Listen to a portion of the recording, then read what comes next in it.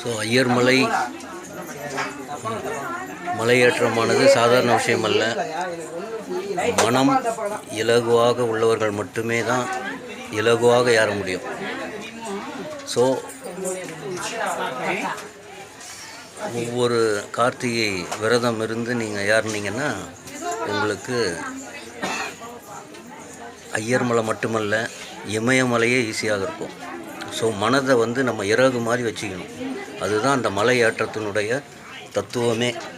so ஒவ்வொருவருடைய மனதும் குழந்தை மனது மாதிரி இருந்தால், அப்படியே குழந்தைங்களாம் பாருங்கள், எதனா கஷ்டப்படுதா